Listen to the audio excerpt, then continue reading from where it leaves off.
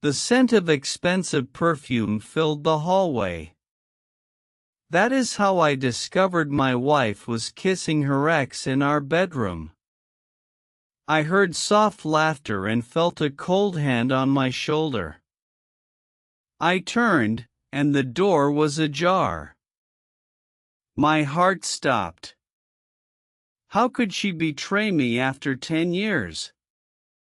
Suddenly, the sound of my private jet engine roared outside the mansion. I stood in the dark, watching her lips meet his, while my mind raced. I had hidden a fortune that no one knew. I was not the broke man she thought I was. I felt anger rise like fire. I whispered, "You think you know me?" The butler entered, his eyes wide, and the chandelier flickered above us. I knew this night would change everything. I clenched my fists, ready to reveal the secret that would crush her world. I walked to the kitchen, feeling the cool marble under my feet. My wife, Lena, was pouring tea, her smile fake. "Victor, you look tired," she said. I answered, "I have been busy with the estate." The butler, James, brought a tray of croissants. I sat at the marble table, looking at the portrait of my grandfather in the library wing. He was a famous heir, and his eyes seemed to watch us. I remembered the day I left the city to work as a manager. I earned money, saved it, and built a hidden fortune. I kept it secret from Lena because she liked the simple life. She never knew I owned a private jet. While I ate, I heard a soft knock on the garden door.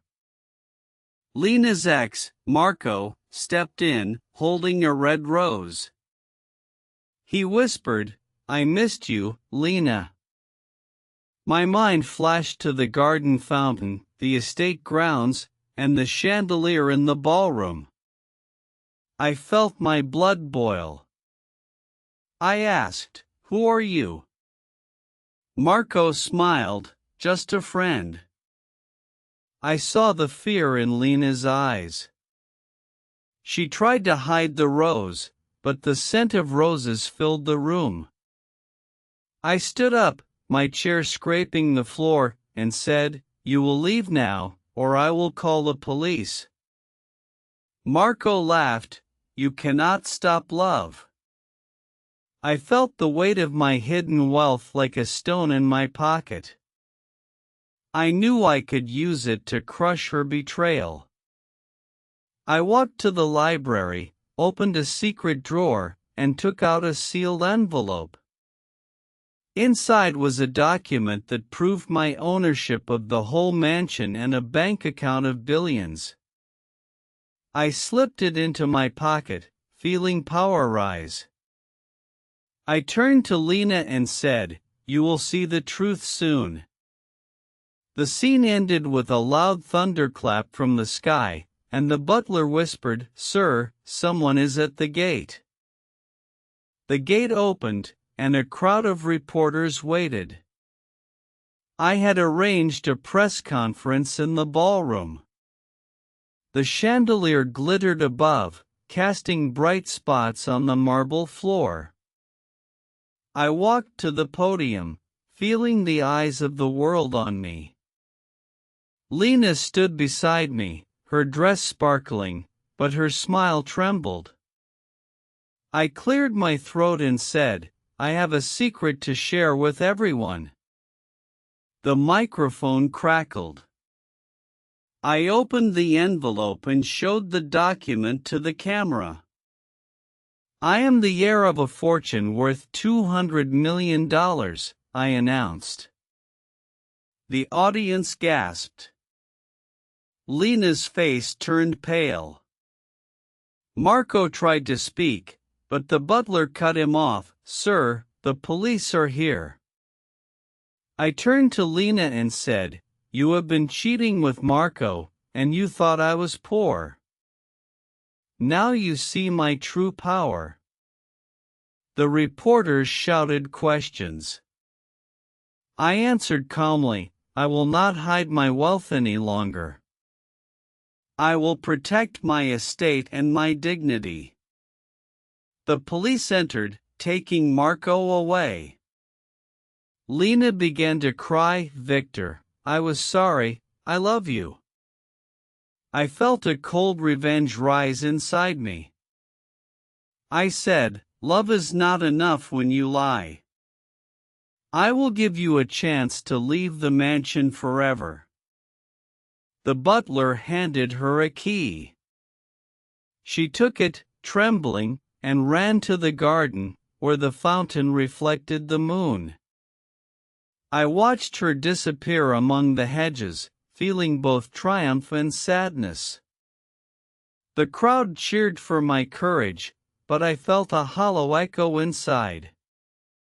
I walked back to the library, where the portrait of my grandfather seemed to smile.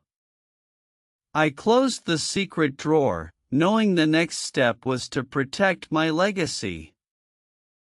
After the press conference, I returned to the estate garden. The moon shone on the fountain, and the night was quiet. I heard a soft rustle behind the hedge. It was Lena, her eyes red, holding a small box. She said, "Victor, I found this before you came back. It is my father's old watch. It has a secret code." I took the watch and opened it. Inside was a tiny card with a number. I entered the number on my phone. A message popped up: "You are not the only heir. The true owner is hidden in the family tree." My heart stopped. I realized that the fortune I thought was mine was actually a shared legacy. I looked at the portrait of my grandfather again. His eyes seemed to hold a story. I called the butler, "James, bring the family records from the library wing." He fetched a dusty ledger. I read the names. My great-uncle, a man I never knew, had left half of the estate to a woman named Lena Martinez. That was my wife's real name. She was not just a lover, she was the rightful heir. The betrayal cut deeper. I felt my revenge melt into shock. I said, "You hid your true identity, and I hid mine. We are both liars." Lena fell to her knees. "I never wanted to hurt you. I only wanted my birthright." I looked at the night sky and thought of the estate, the butler, the chandelier, the garden.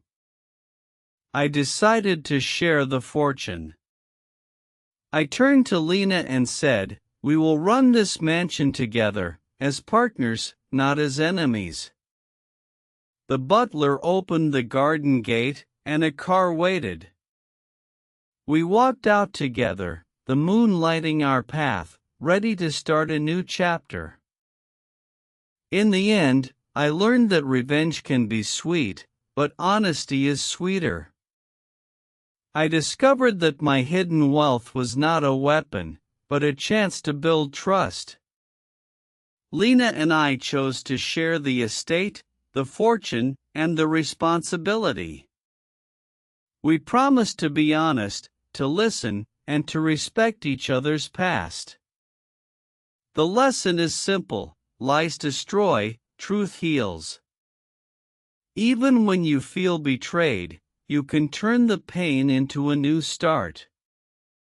For English learners, remember that simple words can tell powerful stories. Use simple sentences, repeat key ideas, and practice listening to emotion. The story shows that even a big secret can become a bridge, not a wall. Keep learning, keep listening, and you will find your own hidden strength.